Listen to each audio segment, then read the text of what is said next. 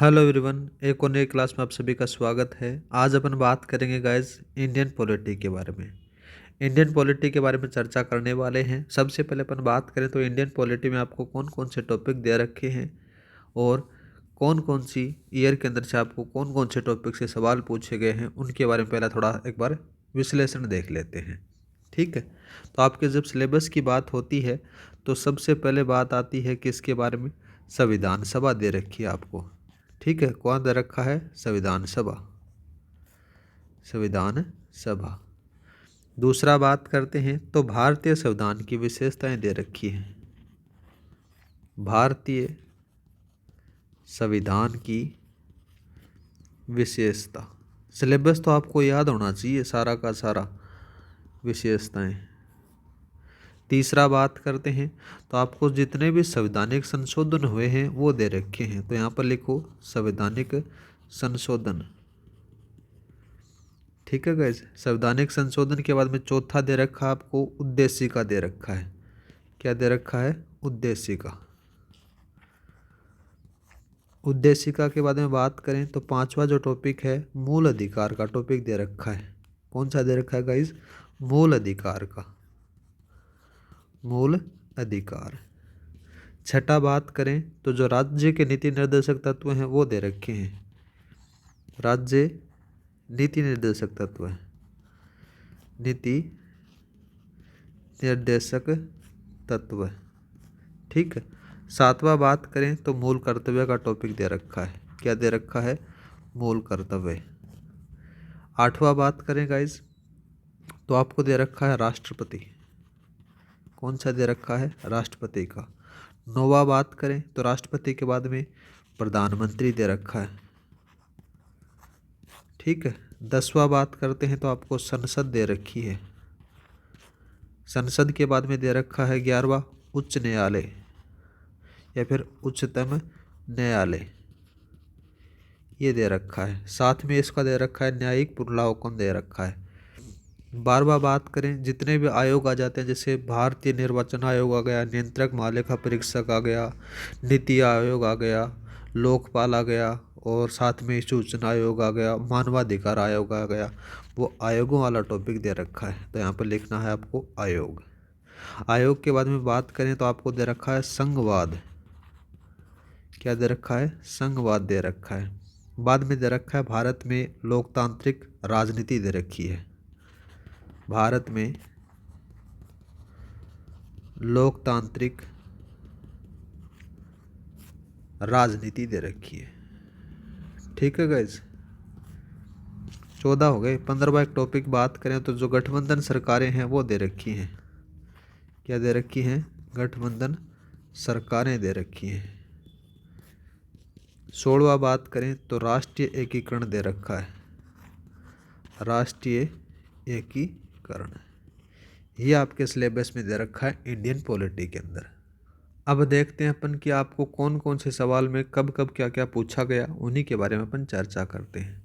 एक तरफ अपन देखेंगे कब से, 2018 से देख लेते हैं। 2018 हो गया, 2021 हो गया। ठीक है, 2021, 2023 आ गया। इन्हीं के बारे में बात करते हैं। तो जो संविधान सभा से है ना गाइज, तो हमेशा एक सवाल पूछा गया है। 2018 में भी एक पूछा गया था, 21 में भी एक पूछा गया और इस 23 में भी एक पूछा गया। आगे बात करें तो भारतीय संविधान की विशेषताएं हैं, वो ज़्यादा कोई खास टॉपिक नहीं है, फिर भी आप थोड़ा बहुत देख सकते हो। नॉर्मल तरीके से अगर आप इंडियन पॉलिटी पढ़ते हो तो आपको आराम से याद रह जाता है, लेकिन उसमें कभी भी सवाल 2018, 2021, 2023 में कभी सवाल नहीं पूछा गया। लेकिन अगर आप अपन पीछे के पेपर उठाकर देखते हैं, 2013 में जो पेपर हुआ था उसमें पूछा गया था। आगे बात करते हैं संवैधानिक संशोधन के बारे में। संवैधानिक संशोधन में सवाल आपसे बहुत बार पूछा गया है। 2018 में 2 सवाल आए थे, 21 में 1 आया था और 23 में 1 आया था, और अभी की बार भी 100% आएगा। नेक्स्ट आ जाता है उद्देशिका के बारे में। बात करें तो उद्देशिका में आपसे नहीं पूछा गया, 2018 में नहीं पूछा गया, ना ही 21 में पूछा गया, ना ही 23 में पूछा गया। अब बात करते हैं किसके बारे में? मूल अधिकारों के बारे में। तो मूल अधिकारों की जब चर्चा होती है 2018 में एक सवाल आया था, 2021 में कोई भी सवाल नहीं पूछा गया, 2023 में एक सवाल आया था और अब की बार भी आ सकता है। नेक्स्ट बात करते हैं राज्य के नीति निर्देशक तत्वों के बारे में। राज्य के नीति निर्देशक तत्वों की जब चर्चा होती है 2018 में कोई सवाल नहीं आया, 21 में एक आया था, 23 में एक आया था। ठीक है, मूल कर्तव्यों के बारे में बात करते हैं। मूल कर्तव्यों के बारे में चर्चा होती है तो 2018 में एक आया, 21 में एक आया, 23 में कोई भी सवाल नहीं आया था। ठीक है, अब बात करते हैं आगे। ये 18 का हो गया, ये 21 का हो गया, ये 23 का हो गया। तो राष्ट्रपति से रिलेटेड बात करते हैं अपन। राष्ट्रपति से रिलेटेड अगर सवाल पूछा गया तो कब कब पूछा गया वो देखते हैं। तो राष्ट्रपति से रिलेटेड 2018 में पूछा गया था, 21 में भी पूछा गया, लेकिन 23 में नहीं पूछा गया। नेक्स्ट आ जाता है राष्ट्रपति के बाद में प्रधानमंत्री आता है। प्रधानमंत्री से रिलेटेड 2018 में 3 सवाल आए थे, लेकिन ना तो 21 में आया ना ही 23 में आया, और अब की बार 100% आएगा, लिख लेना। नेक्स्ट बात करते हैं संसद के बारे में।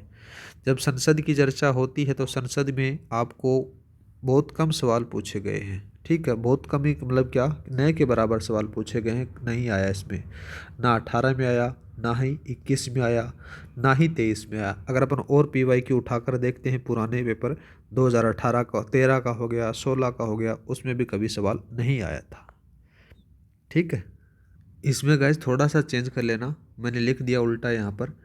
2018 में बात करें ना तो राष्ट्रपति से रिलेटेड 3 सवाल आए थे। कितने आए थे? 3 सवाल आपको देखने को मिले थे। और यहाँ पर 23 में 0 सवाल देखने को मिला था। प्रधानमंत्री से रिलेटेड बात करते हैं तो प्रधानमंत्री से रिलेटेड कभी भी सवाल नहीं पूछा गया। ठीक है, संसद के बारे में बात करते हैं। संसद से रिलेटेड सवाल बहुत बार पूछे गए हैं। 2023 में भी लेटेस्ट 2 पूछे गए थे, 21 में कोई भी नहीं पूछा गया, और 18 में बात करें तो 2 पूछे गए थे। ठीक है, आगे आता है उच्चतम न्यायालय। उच्चतम न्यायालय या फिर न्यायिक पुनरावलोकन आता है, तो इसमें भी आपको सवाल कितने पूछे गए थे? 18 में 1 आया था, और 21 में शायद तक 2 आए थे, और 23 में कोई भी सवाल नहीं पूछा गया। आयोगों के बारे में बात करते हैं। जितने भी आयोग हैं तो आयोग से रिलेटेड बहुत हर बार सवाल पूछा जाता है। 2018 में 3 सवाल आए थे, और 2021 में भी 3 आए थे, और 23 में 2 सवाल पूछे गए थे। नेक्स्ट आ जाता है कौन सा आयोग हो गया। आयोग के बाद में आता है संघवाद का। संघवाद से बहुत कम सवाल पूछे गए हैं।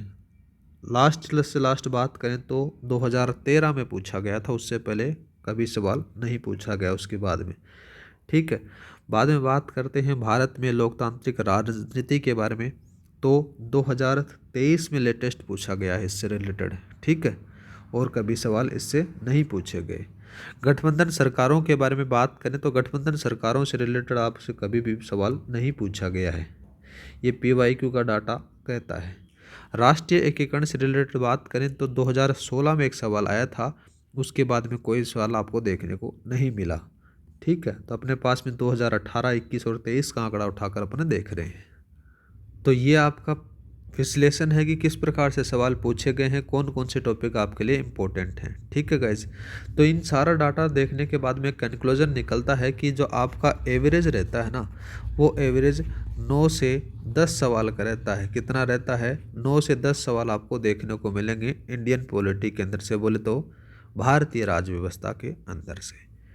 अपना जो सिलेबस जब अपन उठाते हैं तो अपने पास में से पहला ये आता है कौन सा? संविधान सभा। संविधान सभा के बारे में अपन चर्चा करेंगे, किस प्रकार से क्या बनी, किस किस ने मांग उठाई, वो सारी की सारी चीज़ अपन देखने वाले हैं। तो आप यहाँ पर हेडिंग डालो संविधान सभा। ठीक है, संविधान सभा। जब संविधान सभा की चर्चा होती है तो संविधान सभा मांग को बनाने के लिए बहुत सारे लोगों ने मांग उठाई। कोई ऐसे बोला कि हमें बना दो वगैरह वगैरह, वो सारी चीज़ें अपन देखते हैं। सबसे पहले अगर बात करें तो संविधान सभा की जो मांग उठाई जाती है वो बाल गंगाधर तिलक के द्वारा उठाई जाती है। ठीक है। और कब उठाई जाती है? बात करें 1895 में। 1895 में कौन उठाते हैं? बाल गंगाधर तिलक उठाते हैं। कौन उठाते हैं गाइज? बाल गंगाधर तिलक। ठीक है, बाल गंगाधर तिलक संविधान सभा की सर्वप्रथम मांग उठाते हैं। ठीक है। बाद में क्या करते हैं लोग, कंटिन्यू आते हैं उन्हीं को देखने के बाद में 1922 की बात करते हैं। कब की? 1922 की। इसमें महात्मा गांधी जी, ठीक है, महात्मा गांधी संविधान सभा की मांग उठाते हैं। और बात करें तो इसी के 2-4 साल बाद में 1928 का समय आता है। यहाँ पर नेहरू के द्वारा एक समिति बनाई जाती है, तो उस नेहरू समिति के द्वारा भी मांग किया जाता है कि संविधान सभा का गठन किया जाए। तो ये आप लिख सकते हो नेहरू समिति के द्वारा आवाज़ उठाई गई। 1928 तक अपने याद कर लिया। फिर 1934 का समय आता है। 1934 में किसके द्वारा? M.N. रॉय के द्वारा। M.N. रॉय के द्वारा मांग उठाई गई। ठीक है। M.N. रॉय के बारे में बात करें तो 1934 के अंदर से बात करें तो 1934 के अंदर से क्या होता है, स्वराज्य जो पार्टी आती है उसके द्वारा भी संविधान सभा की मांग उठाई जाती है। तो आप लिख सकते हो यहाँ पर 1934 में कौन सी एक पार्टी थी? याद रखना, संविधान सभा की मांग करने वाली भारत में प्रथम पार्टी थी जिसका नाम था स्वराज्य पार्टी। ठीक है, यहाँ पर क्या लिखोगे? स्वराज पार्टी थी। और ये क्या थी गाइज? संविधान की, यहाँ पर लिख सकते हो संविधान सभा की मांग उठाने वाली प्रथम पार्टी थी। सीधा सवाल आपसे पूछा जा सकता है। ठीक है। बाद में बात करते हैं 1934 के बाद में 1935 का समय आता है। 1935 के अंदर से क्या होता है कि कांग्रेस ने पहली बार आधिकारिक रूप से संविधान सभा की मांग की। कब की? यहाँ पर लिख सकते हो कांग्रेस ने पहली बार आधिकारिक रूप से, ऑफिशियली रूप से, आधिकारिक रूप से संविधान सभा की मांग उठाई। कब उठाई? 1935 में उठाई। फिर क्या होता है? 1938 का समय आता है। 1938 के अंदर से क्या होता है कि पंडित जवाहरलाल नेहरू ने सार्वभौमिक वयस्क मताधिकार द्वारा निर्वाचित संविधान सभा की मांग की, और वो भी किसका? कांग्रेस के प्रतिनिधित्व के तौर पर की जाती है। ठीक है। फिर एक प्रस्ताव आता है, उसी प्रस्ताव के बारे में अपन चर्चा करने वाले हैं। 1940 में एक प्रस्ताव आया जिसका नाम था अगस्त प्रस्ताव। क्या था? अगस्त प्रस्ताव। उसके बारे में अपन चर्चा करेंगे। देखो गाइज, आपको लिखने की ज़रूरत है नहीं, आपको क्लास में PDF फाइल मिल जाएगी। ठीक है। और जितना आप सुन लोगे ना तो उतना ही आपके लिए सफिशिएंट होगा। आपके एग्ज़ाम के अंदर से सुनना हुआ भी याद रह जाएगा ना, तो भी आप करके आ जाओगे सवाल। 1940 में बात करते हैं अपन अगस्त प्रस्ताव। अगस्त प्रस्ताव के अंदर से क्या होता है? ये प्रस्ताव ये कहता है कि अंग्रेज़ों ने पहली बार जो संविधान सभा की थी ना, संविधान की वो मांग को स्वीकार कर लिया जाता है। ठीक है। और इसमें स्पष्ट ये नहीं था कि संविधान सभा का उल्लेख आपको कहीं देखने को नहीं मिलता है। तो आप यहाँ पर क्या लिखोगे? इस प्रस्ताव में संविधान सभा की मांग को क्या किया गया? स्वीकार किया गया। तो आपको बताना क्या है गाइज? आपको बताना है कि अगस्त प्रस्ताव के अंदर से जो संविधान सभा की मांग थी उसको स्वीकार कर लिया गया 1940 में। अब आगे चलते हैं। आगे जाने के बाद में अपन क्या करते हैं? एक और मिशन आता है। उस मिशन का नाम था 1942 में आता है। 1942 में क्या नाम आया? क्रिप्स मिशन आया। कौन सा आया गाइज? क्रिप्स मिशन आया। इस मिशन के बारे में अपन चर्चा करें तो इसमें से क्या था कि अप्रत्यक्ष रूप से निर्वाचित संविधान सभा का प्रावधान था। मतलब क्या था कि प्रत्यक्ष रूप से संविधान सभा का प्रावधान नहीं था, अप्रत्यक्ष रूप से था। और साथ में ही बात करें तो प्रांतीय विधानमंडलों से निम्न सदन के सदस्यों द्वारा निर्वाचित की जानी थी। ये क्रिप्स मिशन के अंदर से बखान किया गया था। बाद में क्या होता है? 2-4 साल बाद में 1946 का समय आता है। 1946 के अंदर से एक और मिशन आता है जिसका नाम था कैबिनेट मिशन। क्या था गाइज? Cabinet mission. और इस कैबिनेट मिशन के अंदर से क्या आते हैं? 3 लोग आते हैं और वो ब्रिटेन से आते हैं। उस ब्रिटेन से आए हुए आते हैं, उनको कैबिनेट मंत्री कहा गया। ठीक है। और इस कैबिनेट मिशन की सिफारिश से क्या होता है? संविधान सभा का चुनाव हुआ था। इतना याद रखना। मेन रूप से रोल कौन अदा करता है संविधान सभा के अंदर से चुनाव के लिए? तो कैबिनेट मिशन करता है, जो 1946 में आता है। 3 लोग आते हैं ब्रिटेन से और वो मंत्री बनकर आए थे, कैबिनेट मंत्री। अब किस प्रकार से संविधान सभा का चुनाव हुआ उसके बारे में अपन बात करने वाले हैं। तो यहाँ पर लिखो गाइज, संविधान सभा का चुनाव कैसे हुआ। इस कहानी को समझना, आपके 1-2 क्वेश्चन जो भी आएगा संविधान सभा से रिलेटेड वो सारा अपन कंप्लीट कर सकते हैं। बात करते हैं तो इन्होंने क्या किया कि जो जनसंख्या थी ना, एक डिसाइड कर दिया कि इस इतनी इतनी जनसंख्या के ऊपर अपन एक प्रतिनिधि को नियुक्त करेंगे। उस जनसंख्या के बारे में बात करें तो अगर 10 लाख जनसंख्या पर, कितनी लाख थी?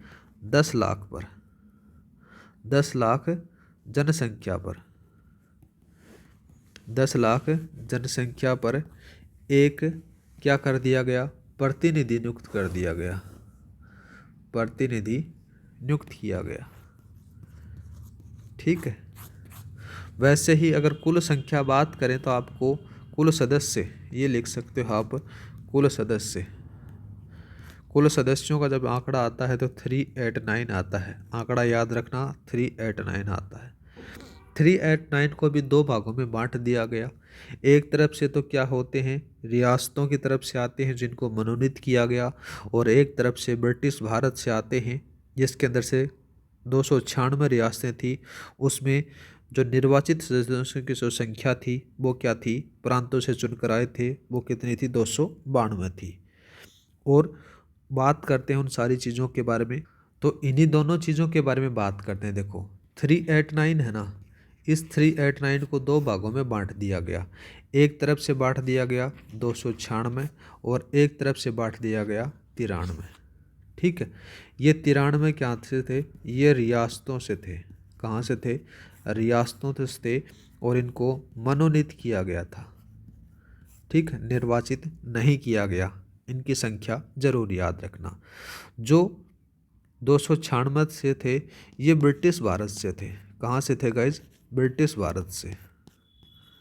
ब्रिटिश भारत से ये आने वाले थे। इसके अंदर भी 2 भाग कर दिए गए। बाद में क्या कर दिया गया? इसमें से 292 थे ना, वो प्रांतों से थे और इनको निर्वाचित किया गया। कितनों को? 292 को निर्वाचित किया गया। लेकिन जो 4 आते हैं इनको क्या कर दिया गया? मनोनीत कर दिया गया था। इन चारों के बारे में बात करें तो जो उच्च प्रांत थे ना, वहाँ से इनको चुना गया था। जैसे एक दिल्ली से आ गया। दूसरा बात करें तो दूसरा कहाँ से? एक और प्रांत था, नाम आ जाता है उसका अजमेर, मेरवाड़ा, वहाँ से चुन लिया गया। तीसरा बात करते हैं तो कुर्ग से चुन लिया गया। और चौथा बात करें तो बलूचिस्तान से चुन लिया गया। ठीक है, इनको यहाँ से चुना जाता है। ये ब्रिटिश रियासतों से थे, लेकिन ये सारे के सारे क्या थे गाइज? कांग्रेस की सीट हुआ करती थी। अब बात करते हैं जो निर्वाचन पद्धति क्या अपनाई गई। मेन रोल तो किनका था? मेन रोल तो 292 का ही रोल था। 292 के लिए उन्होंने क्या पद्धति अपनाई गई उसके बारे में बात करते हैं। उस पद्धति का नाम आ जाता है अनुपातिक प्रतिनिधि पद्धति या फिर एकल संक्रमणीय मत के द्वारा उनको चुना गया। अब इनके लिए एक निर्वाचन मंडल की भी स्थापना की गई। निर्वाचन मंडल के अंदर से अप्रत्यक्ष निर्वाचन हुआ। साथ ही बात करें तो प्रांतीय विधानसभाओं में निम्न सदनों के सदस्यों के द्वारा किया गया था। अब बात करते हैं आनुपातिक प्रतिनिधित्व के तहत 3 श्रेणियां रखी गई। उन 3 श्रेणियों के बारे में बात करते हैं। कौन सी 3 श्रेणियां? जब 3 श्रेणियों के बारे में बात करें तो कौन कौन सी 3 श्रेणियां थी गाइज, यहाँ पर लिख सकते हो। पहली श्रेणी आ जाती है मुस्लिम की, दूसरी को सिख में बांट दिया गया, ठीक है, और तीसरी आ जाती है सामान्य में जैसे हिंदू, जैन, बौद्ध, फारसी, ये सारे के सारे। अब मुस्लिमों को कितनी सीट दे दी गई? 78 सीट दी गई, ठीक है, और सिखों को कितनी दी गई? 4 सीटें दी गई। सामान्यों के बारे में बात करें जिसके अंदर से बहुत सारे जैसे हिंदू हो गया, जैन, बौद्ध, फारसी जितने भी थे उनको 210 सीटें मिली। इस प्रकार से इन 3 श्रेणियों को बांटा गया। अब इनमें क्या होता है कि जो श्रेणियां थी ना, इनको सीट दे दी गई। सीट देने के बाद में क्या होता है कि जो कांग्रेस थी ना, उस कांग्रेस के अंदर से ओनली 208 सदस्य थे वो निर्वाचित हुए थे। कितने थे? 208 हुए थे। सामान्यों के बारे में बात करें तो सामान्यों की जो सीटें थी वो गाइज याद रखना उनको मिलती हैं कितनी, तो उनका ज़रूर याद रखना कितनी थी, 199 सीट मिलती हैं। कितनी मिलती हैं? 199 सीट उनको मिल जाती हैं। आगे बात करें जो मुस्लिम थे, मुस्लिम लोगों को 73 लोग थे वो निर्वाचित होते हैं। कितने होते हैं यहाँ पर? इनका लिख सकते हो 73 लोग हैं वो निर्वाचित होते हैं। और बात करें ना गाइज तो जो संविधान सभा के अंदर से जो महिलाओं को भी कुछ आरक्षण दिया गया, तो महिलाओं की जो सीटें हुआ करती थी वो 15 थी। अब बात करेंगे अपन नेक्स्ट वीडियो में जिसमें से अपन चर्चा करेंगे कि संविधान सभा में किस प्रकार से सदस्य थे, वो सारे के सारे अपन चर्चा करेंगे नेक्स्ट वीडियो में। आप सभी को क्लास अच्छी लगी तो लाइक और सब्सक्राइब करना न भूलें। जल्दी अपन इंडियन पॉलिटी है वो एकदम शॉर्ट तरीके से कंप्लीट करने वाले हैं। क्लास की पीडीएफ फाइल आपको टेलीग्राम पर मिल जाएगी। टेलीग्राम का जो लिंक है डिस्क्रिप्शन में दे रखा है, वहाँ पर जाकर आप ज्वाइन कर सकते हो। हर क्लास की पीडीएफ फाइल वहाँ पर उपलब्ध है। जय हिंद, जय भारत।